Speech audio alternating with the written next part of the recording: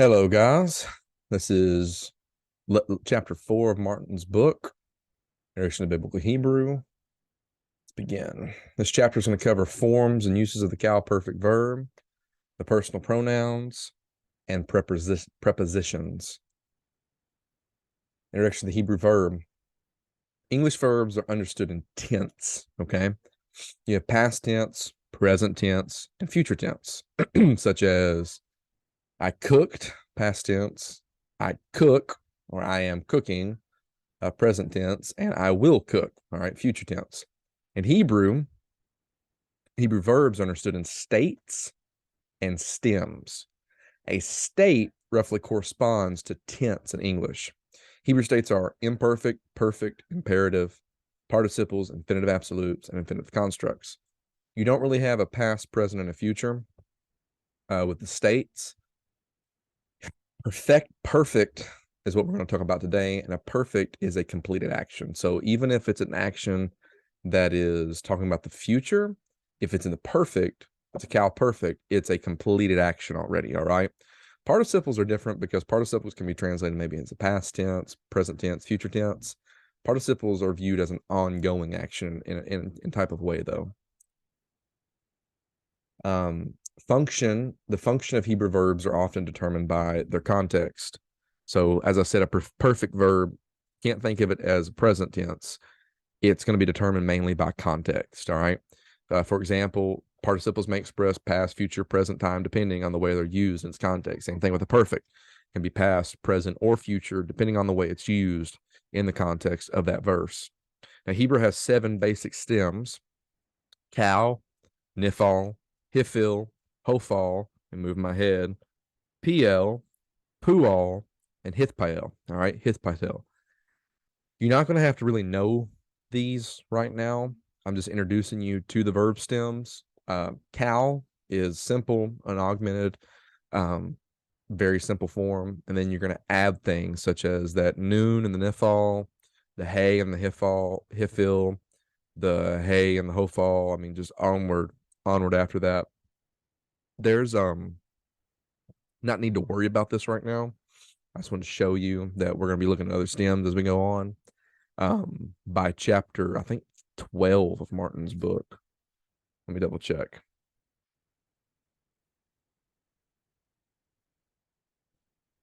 Chapter 8 is going to be when we hit the nifal. Up until chapter 8, we're going to be all in the Cal. And then by chapter 11, we'll be done with all of these. All right. So don't worry about these right now. The Cal actually consists of 69% of the verbs that are in the BHS, and BHS is an abbreviation for Biblica Hebraica Stuttgartensia, which is from the Leningrad Codex, Westminster Leningrad Codex, which is the Masoretic text. Okay. All those are almost interchangeable. They're all close. Cal means light. We've already looked at the Cal participle, but Cal means light because it's the easiest, simplest, and most widely used of all the Hebrew verb stems. The Cal stem presents an active voice. And the only exception to this is a Cal passive, all right? Cal passive participles, which you've already got that out of the way. Don't have to worry about that. An active voice is the subject of the active voice is the subject of the verb is doing the action versus a passive voice in which the subject is receiving the action. Remember how in class we talked about Trey threw the ball? That's an active voice. Trey was hit by the ball is in the passive voice because Trey is passive in that, and the ball is actually hitting him, and he's receiving the action instead of doing the action, such as if he were throwing the ball. Cal perfect. There are 2 finite verb forms in the Hebrew verb system. There's the perfect and the imperfect. Cal is built around the verb root, such as shamar. The root is built in the perfect by adding affirmatives to the ending of the root. These affirmatives or endings will be used consistently throughout all the 7 verb stems. Okay. So there's basically 2 finite, which means not infinite. It means it's in a specific period of time, perfect and imperfect. Perfect is completed action. Imperfect is usually an ongoing action, but not always. The Cal is built around these. And so what we're going to find is that everything's built around a root, all right? And you're going to add affirmatives and endings to that same root. The perfect conjugation is sometimes called a suffix conjugation because of these endings or these affirmatives we're going to add to it. A verbal aspect in the perfect signifies an action with its conclusion envisioned in the mind of the speaker or writer. Say it differently, aspect in the perfect tense denotes completed action. So a cow perfect is going to always speak of a completed action, whether that action was completed in the past, the present, or the future. The perfect may be translated by the English past tense, he studied. The perfect may be translated in the present perfect, he has studied. The past perfect, he had studied, or a future perfect, he will have studied. So we have all these in English, we just don't really talk about them that way. But if you look at these examples, each and every one of these are already completed when you're speaking of. He will have studied, even if those to future tense, future perfect.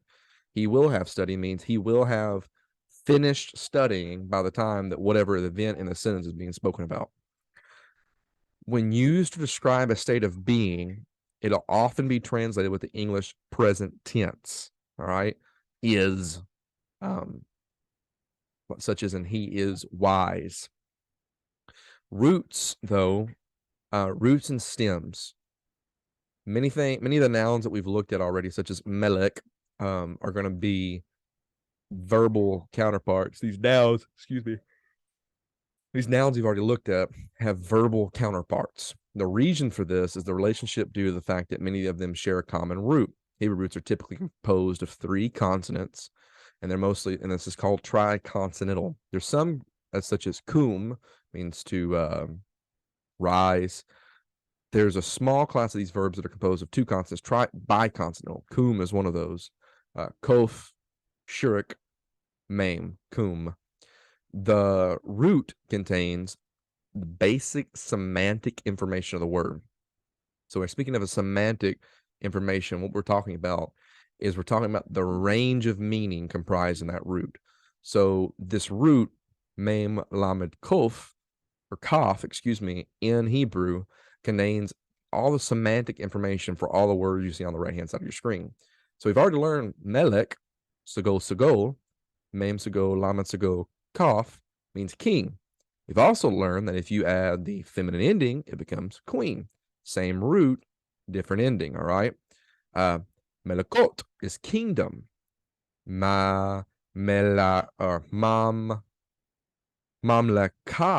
is dominion. Mamlaka is dominion.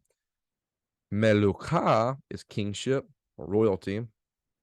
And then malak means to reign or to be king. And that blue one down there is actually the verb form of melek. Now you think, well, that's confusing. Well, it's not really if you think about it. If you learn mem, lamed, kof has to do with being a king, once you add all these endings, it's going to make a lot of sense that, okay, well, the feminine ending of king is queen. When you add that ot ending, that becomes kingdom, so on and so forth. And you have to realize we also do this in English. At top one, king, you got another third one, kingdom, still containing the word king, adding a different ending, just like we're doing there in Hebrew. Same exact concept. That next to last one, kingship, same word in English, king, but we add that final ending, ship, and it becomes something else, right? And same thing down there. We, instead of just saying king, we're saying to be a king. That becomes a verbal type of way, all right? So understand that we're going to have a lot of different roots appear. Person, gender, and number. Each verb is going to have a person, a gender, and a number. This is going to get a little confusing for some of us. Person, and a first, second, and third person. First person's I, all right? So if there's 3 of us sitting in a room, and we'll just use Aiden and Talia, myself, Aiden, and Talia. First person is I, Matthew, I. Second person is you, Aiden, right? The second person is you. That's how I would address that second person if me and him were having a conversation. If me and Aiden were having a conversation, I am I, and he is you. So I'd address Aiden as you. I address myself as I. Well, third person is going to be he or she, such as if we're talking about Talia or Trey. That's going to be he and she. We wouldn't use those other ones. So that's the third person in the conversation. And then, so if we're in a group, then person changes a little bit. We still have you used for a group of people for addressing them all together. But if we are addressing our Hebrew class, and we're going to address, I'm doing it right now if you listen to the way I'm talking, if we are going to address the rest of the church, say our Hebrew class is going to address the rest of the church, we're going to use we, right? And if we're going to speak of the rest of the church, we're going to use they. You see how that works? If I as an individual were to address all of you, I'd still use you, even though I'm talking to many of you, and I'd use you if I was just talking to one of you. All right. So first person, second person, third person. Masculine, there's three different types of gender: masculine, feminine, and common. Okay. Masculine refers to masculine subjects, feminine to feminine subjects. We've already got that down. The common refers to masculine or feminine subjects, and that's going to be in that first person usage, and that third person, they. We is neither masculine nor feminine. Okay. I is neither masculine or feminine. They is neither masculine or feminine. So that's where that common gender comes in. That does not mean that Hebrew has a neuter gender. It's not technically neuter. It's just that first person and that third person being used, because I, they, those type of I, we, and they, those concepts aren't really gendered. Then you have number. There's singular and there's plural. We've already got that with our nouns. Singular, of course, is referring to one person or one thing, and plural is referring to more than one person or one thing. Formatives of the perfect, okay? I would highly suggest that you screenshot this, save it. If you're watching this on your phone, screenshot it, keep it in your phone, flip through it this week, try to remember this. And this next slide too, I'm going to show you. These are your endings. You're going to add these endings to every verb in the Cal Perfect, and they're all going to do the same thing, right? Study these, know these. 1C is first common, singular. Notice it's in that singular column. 1C, singular, first common, singular. P, which is I. Second masculine, ta, you. Second feminine, te, you. Third masculine, none. There's no ending. It's going to go back to that root. Third feminine, comets, hey, means she. First common, new. First common plural, new is we. Second masculine plural, tim, you. Second feminine plural, ten. And third common plural, ooh. It's just a shirk at the end of the root. If you want to know more about this, look on page 52. And Martin actually notes on 4.2.1, it's essential these affirmatives are memorized.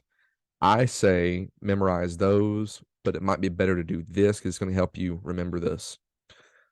Shemarti, first common singular, I kept. Shemarta, you kept. Shemarte, you kept. That's just the feminine you. Shamar, he kept. Shamar is your root, okay? That's your root. Your roots in Hebrew, it's called your lexical form. When you're going to look that up in the back of your book or in the lexicon you're supposed to buy by week 7, you're going to look it up by the root. Well, the root for a noun is a masculine singular. The root for a verb is a third masculine singular Cal Perfect. Right here, that fourth one down on your left-hand column, shamar. That's your lexical form, or you could even say your dictionary form, okay? Shemara, bottom left-hand side, third feminine singular. Shemara, she kept. Notice the difference between I kept, you kept, he kept, she kept, and shomer, which was our participle, right? A little bit different. You might hear Sophia in the background just a little bit right there. She is hollering. Shemar knew, first common plural, we kept. Shemartem, you kept. Shemarten, you kept. Shemru, they kept, okay? The cool thing about this is going to be consistent through all of your Cal Perfect verbs. This is going to change from verb to verb. The spelling on those endings is going to be exactly the same every time. You don't have to worry about any differences. Once you memorize these endings, you've got the Cal Perfect down pat, okay? 2 things to remember. Number 1, your lexical form, third masculine singular. And number 2, remember this this whole paradigm. He tells us in the book this needs to be memorized. I'm going to put this on your quiz.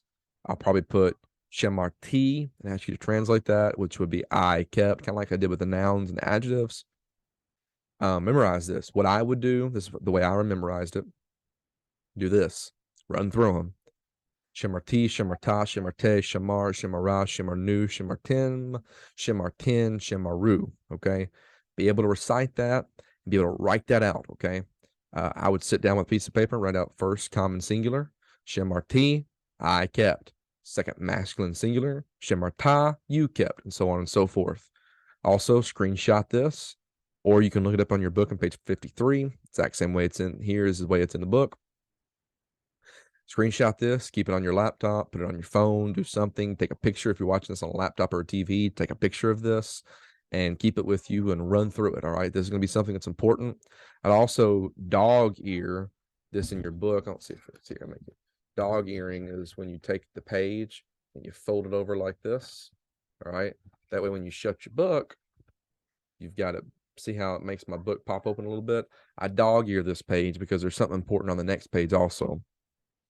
I hit the button accidentally. That's okay. Like I said, this is going to be consistent throughout all of them. Katal is the way I learned this. It's a little bit different of an order. It starts with the third masculine, third feminine singular root forms. Katal, he killed. Katala, she killed. Katalta, you killed. Katalte, you killed. Katalti, I killed. Katalu, they killed. Kataltim, you killed. Kataltin, you killed. Katalnu, we killed.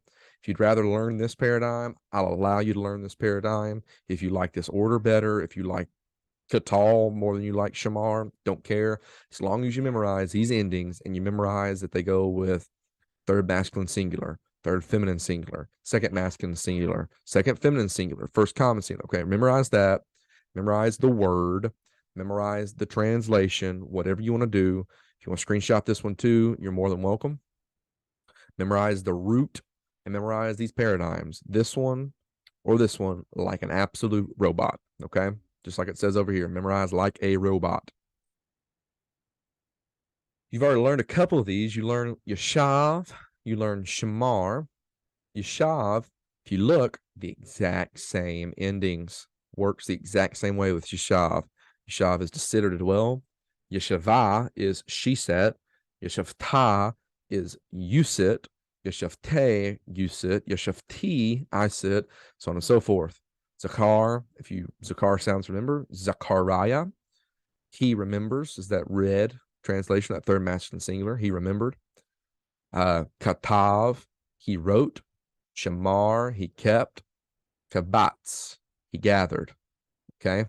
Same thing through all of these paradigms, exact same endings. You don't have to worry about spelling changes. It's always so memorize your roots. That's how your vocab is going to work. Your vocab is going to be a memorization of a root form. Excuse me.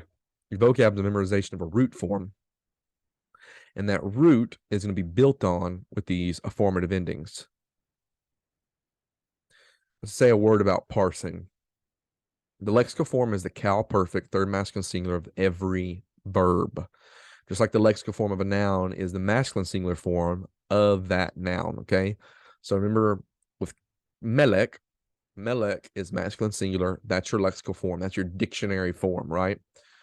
Cal perfect, third masculine singular of every verb is the lexical or dictionary form. Parsing order, when you parse, what you're doing is you're identifying the stem, the state, the person, gender, number, and root.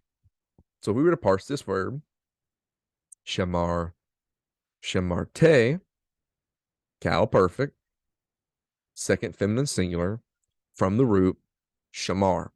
Okay, cal perfect, second feminine singular, from the root, shamar. Shortened version of this is QPF 2FS shamar. All right. So what I'm doing here is I'm identifying the stem, which is cal, the state, which is a perfect state, the gender, the person, which is second person, the gender, feminine, the number, singular, and the root, shamar, sheen, mem, resh. You can also do QPF2FS, shamar. That's also acceptable. but you need to understand that this is the stem, state, person, gender, number, and root, okay? This is what will be asked of you if you're ever asked to parse, okay? There are Blue Letter Bible will parse for you, but you need to understand how to parse so we can move forward in our book. So save this, screenshot this, write notes on this, pause the video, whatever you need to do for your parsing. What Martin does next, actually, let's go back one. Let's look here at these examples on page 53. Okay. He has ha, aretz, shemarte. Okay. Ha, aretz, shemarte. That is your first of exercise 4A on the bottom of page 53. Okay. 4A, bottom of page 53.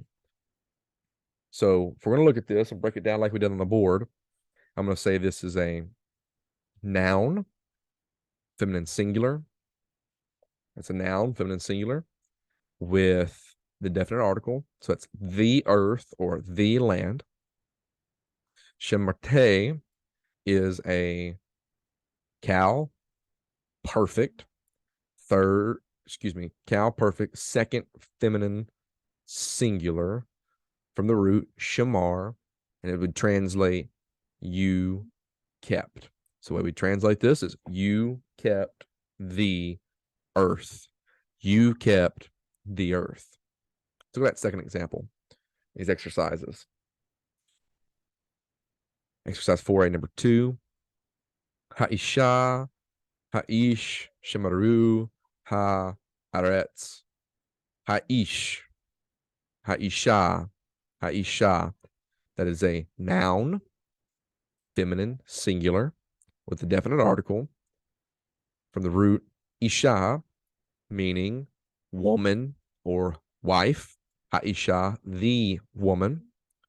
Va ha'ish, that is a noun, masculine singular, from the root ish, meaning man, with a conjunction and the definite article. So the woman and the man. Shemaru, that is a cow, perfect, third common plural, from the root shamar, meaning they kept, and then ha'aretz, that is a feminine singular noun, from the root aretz, with a definite article, meaning the land. So the woman and the man, they kept the land. Now you can translate it that way. It's very literal, very word for word. We clean that up and say the woman and the man kept the land. Okay. Remove that they and allow the woman and the man to be the subject of that phrase. Let's do one more. Number 3 of exercise 4A on page 53. Ish, shamar, habayit. We have ish, masculine singular, no definite article, from the root ish, meaning man. Shamar, that's a cow, perfect, third masculine singular, from the root shamar. Habayit, that is a noun, masculine, singular, from the root bayit, meaning house, with a definite article, so the house. Literally, a man, he kept the house. We clean that up and say, a man kept the house. All right. What Martin does next is Martin introduces us to the personal, independent personal pronouns. Later on in Hebrew, you're going to have pronouns that are attached to the word, like how we have our affirmatives. Don't worry about that right now. That's going to be later on. Whew. I'm yawning like crazy right now. I ain't yawned all night until I got on this. He notes here at 4.3 on page 54, that's why I told you to dog ear, because this page and the previous page are very important. Now, this looks a little different than your book. None of these are spelled differently. The order is just a little bit different for my slide. If you want to screenshot this, you're allowed to. Let me move so you can get the we. I'm going to run through these and explain them, but these are personal pronouns. Pronouns take the place of a noun, okay? Pronouns take the place of a noun. So instead of saying tray, tray, tray, tray, it would say tray, and in a conversation, we'd establish who we're talking about. And then we'd say he. We just keep saying he. Why? Because a pronoun takes the place of that name, tray, and it's a little daunting to continue to say someone's name over and over again. All right. The way to memorize he, third masculine singular pronoun, is who is he? Notice the pronunciation Hebrew. Who. Okay. Who is he? And look at the third feminine singular. How do you pronounce that one? It's he. The second one, he. All right. That second one, hey, hirik, vav, aleph. You could pronounce it heave. Kind of rare to see that one in my opinion. He is a lot more common than heave. Martin doesn't even actually give you that one. This slide does, though. Don't worry about that one. That one's extremely rare. Heave or he is how you pronounce those two. He and heave. The thing is, who is he and he is she. All right. I know that's funny, but that's an easy way to remember those two. Those are your two most common, along with ata, that third one down, which is translated to you. Ata, you, you. Second feminine singular personal pronoun, at, also you. Ani and anoki, very common. Sometimes in Hebrew you'll have anoki shamarti, right? I kept, literally. And what that is it's adding some emphasis. So this will happen. It'll also have who, shamar, he kept. What that does is adding some emphasis to it, to some shirt, like some definiteness and some emphasis to what's being said. God, and when he's speaking in the prophets, he'll actually say, anoki, shamarti, anoki, like I will surely do this, is the way you could possibly translate something like that. Add some emphasis with that repetition of that pronoun and using the verb. On the right-hand column, third masculine plural, him or hema, third feminine plural, hen or henna, second masculine plural, atem, very similar to your second masculine singular, except that last little bit. Second feminine plural, Atena, and first common plural, Anoki. So memorize this. It's also on page, as I said, 54. You need to add these to your vocab. Make flashcards of these. You don't necessarily have to memorize that it's third masculine singular, third feminine singular, second masculine singular. You just really need to memorize what they mean, okay? I wouldn't worry a whole lot about the number. I would worry more about what they mean. Treat these as vocabulary for this week, okay? Who, he, ata, at, ana, ani, anoki, him, hema, hen, henna, atem, atena, anoki. Oh, excuse me. Anaknu. I must mispronounce that. I'm sorry. Anaknu. That first common plural on the bottom right hand. Anaknu. Martin then introduces us to inseparable prepositions, as if we haven't already been introduced enough, right? There are only three and three only inseparable prepositions in Hebrew. They're a prefix to the noun they modify. Lamed, beit, and kaf. And they'll be referred to in that way. A lamed preposition, a beit preposition, and a kaf preposition. The lamed means to or for. The beit means in or by. And the kaf means like, as, and according to. He gives you some examples. His examples is le Moshe. Le Moshe means to Moses or for Moses. It would be like when the Lord says, Devar Yahweh le Moshe, and the Lord came to Moses, or the Lord came to Moses, something like that. Hayad Devar Yahweh le Moshe, and it was the word of the Lord to Moses. Bedarek is your second example. in the way or in the road or by the way, something along that nature.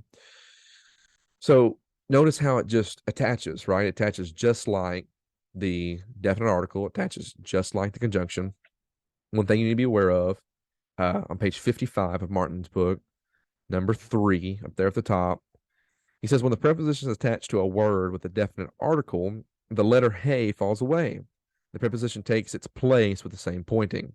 This is where it gets tricky. Hamelech, the king, becomes Lamelech, and you drop out the hey of the definite article. What happens, though, is that lamed preposition and the bait and the cough all do the same thing. The lamed preposition takes the place of the hey. You still have the dagesh forte there telling you that they're dagesh forte and the pathak there telling you that there was a definite article there. You're going to have to pay attention to page 55, number 3. That's a very important note. He gives you another example. Ha'adam, the man, becomes Ka'adam, like the man, all right? That kof, the kaf replaces the definite article.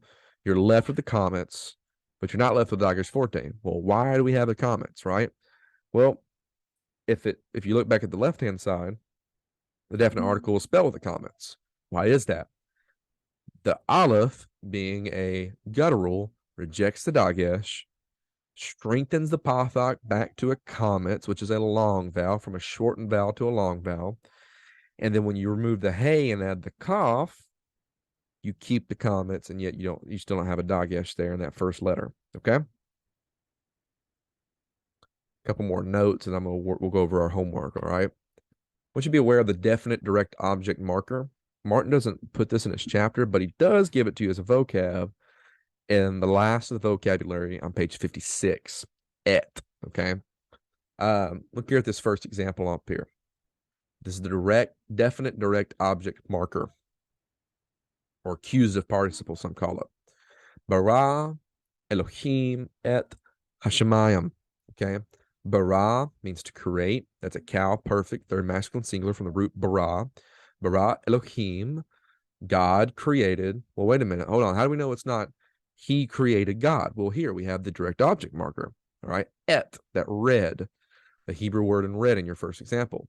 What that does, that points us to the fact that God is going to be the subject and et is the direct object. Bara Elohim et Hashemayim. He created, God created. So God, he created, et Hashemayim, the heavens. Now, et is not translated. It's untranslatable. It's never translated. You should not mess with it. It is just the marker of the direct object in clause. Let's look at your second example. Ahav David et Yehonathan. Okay. Ahav is a word that means loves. It's cow perfect, third masculine singular from the root ahav. David loved or loves et Yehonathan, Jonathan. Notice it gives us an object of David's love, and it lets us know David's the subject, Jonathan is the object. All right. Final example. Vaha Timoti et Beratai.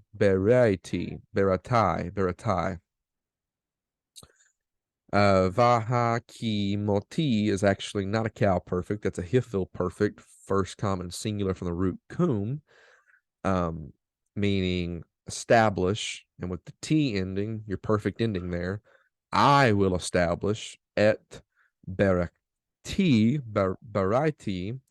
my covenant. Okay, it gives us the object of what God in this verse, God's going to establish. I want you also to be aware of something Martin doesn't mention. There's a normal word order in Hebrew. It's verb, subject, object, okay? It's a normal word order in a Hebrew clause, verbal clause. It's not always like this. Sometimes it's abandoned to add emphasis. Sometimes you'll have different elements in there, but this is the usual order, all right? Bara Elohim et Hashemayim va'et haaretz. We've already looked at this first few words. Bara is a cow perfect third masculine singular from the root bara, meaning he created. God, he created. Et Hashemayim, that's your direct object marker, and your object, Hashemayim. We have a definite article, the heavens, okay? Now, that looks like a plural, but it's not. If you notice, you have Pathak Yod Hirik Mem, not Hirik Yod Mem. What's the difference? That's a dual form, okay? Shemayim, heavens, is a dual form always. There's no singular of that at all. It is a dual form right there. So in the beginning, or excuse me, God created the heavens, va'et ha'eretz, and the earth. You have a second direct object marker, the earth. So a direct object marker is a pretty common thing in Hebrew. You don't always get it, but it's extremely common. But this is your normal word order right here. So homework, okay? Homework for your June 6th class. Let's study the vocab for chapter 3. You should be already studying that before you watch this video. We talked about that at the end of our Tuesday class. That's the vocab on page 49. You also need to be studying your vocab on page 55. Well, let's run through those real quick. Amar, he said. Notice that's that third masculine singular cow perfect form again. Zakar, Yada means he knew. Kol, that's whole, every, all. That's a noun, masculine. It's also can be written as call. It means whole, all, and every.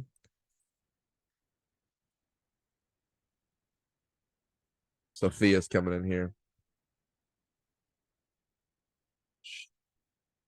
It's okay.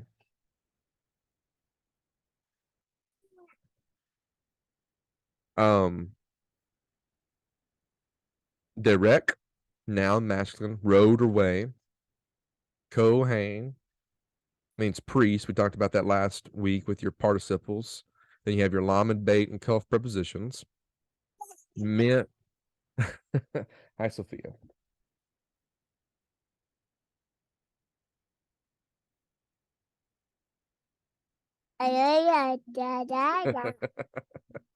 You have your main preposition, which means from.